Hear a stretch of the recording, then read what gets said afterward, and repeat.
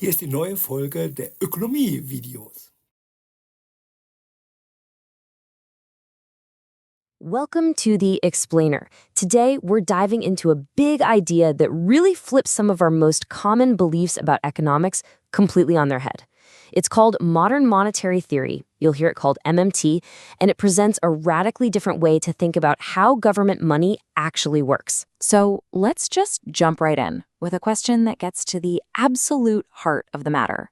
How does a government really pay for everything? You know, the roads, the schools, the military.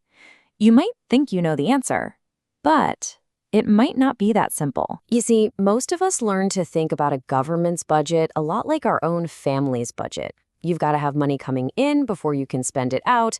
The economist Stephanie Kelton actually gave this a pretty catchy name, the TABS model. The idea is that a government first has to tax and borrow, and only then can it spend. Seems totally logical, right? Well, here's the twist.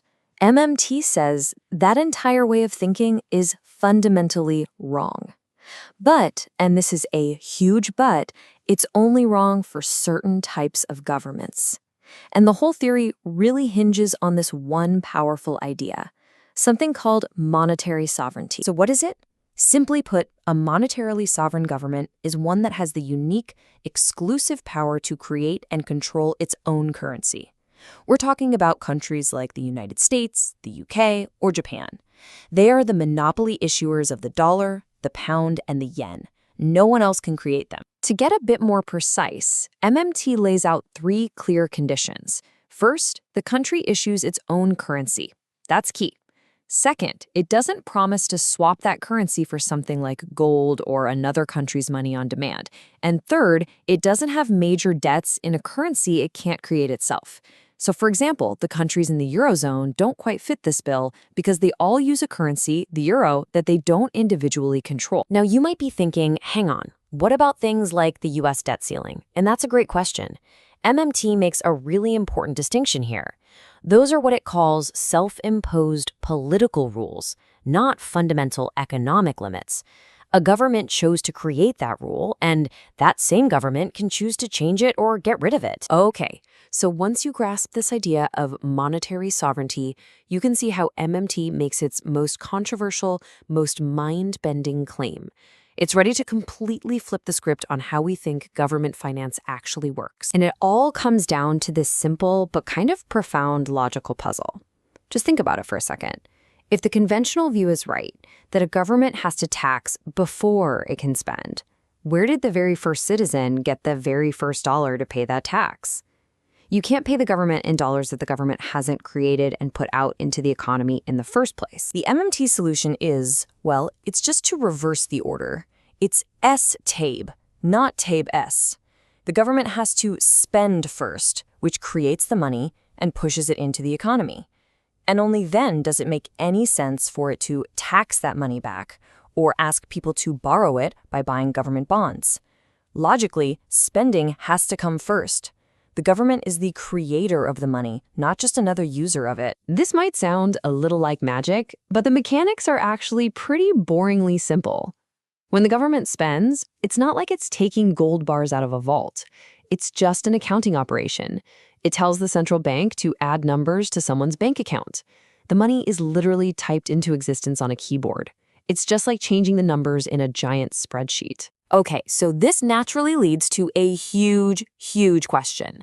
If a monetarily sovereign government can just create money to spend, then why on earth do we pay taxes at all? What's the point? MMT gives four big answers, and get this, none of them are to pay for government spending. First, taxes make us need the currency. We all have a tax bill to pay in dollars, so that forces us to work for and accept dollars. Second, and this is the big one, taxes are a thermostat for the economy. They control inflation by taking money out of circulation. Third, they can be used to tweak the distribution of wealth. And fourth, you can use them to encourage or discourage certain behaviors, like with a carbon tax. Right, so this is usually the point where the alarm bells go off for a lot of people. It can sound like a recipe for a government to just print infinite money and go wild.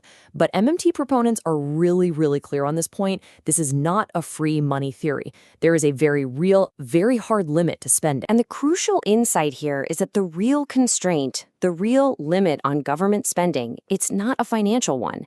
It's not about the number in the national debt clock. The true limit is the actual physical capacity of our economy. It's our real resources. How many workers we have, what raw materials are available, how many factories we have, and the state of our technology. You can't just print money to build 1 million new houses if you don't have the lumber, the steel, and the construction workers available to actually build them. And that is the ultimate break. See, once your economy is running at full tilt, everyone who wants a job has one, all the factories are busy, any more spending from the government just starts a bidding war for those same limited resources. And that pushes up prices. That's inflation. And that's why, from an MMT point of view, the risk of inflation is the one true central restriction on all government spending. So let's bring this all together. If you accept this way of thinking, what does it actually unlock? What does it mean for the kinds of problems we could solve in the real world? Well, from an MMT perspective, when you see things like high unemployment or crumbling infrastructure, you're not just seeing a social problem, you're seeing wasted economic capacity. The argument is that we shouldn't be holding ourselves back with self-imposed financial limits when we have the real people and real materials available to invest in huge things like better jobs, modern infrastructure, a world-class health and education system, or a serious large-scale effort to tackle climate change. And really, that's the powerful final thought that MMT leaves us with. It wants to completely reframe our national conversations. It asks us to stop obsessing over the national debt as if it's a household credit card that's maxed out, and instead to start asking a much different and maybe a much more important question. If the only real limit is our economy's capacity and the risk of inflation, what are the biggest, most important problems we should be using that capacity to solve?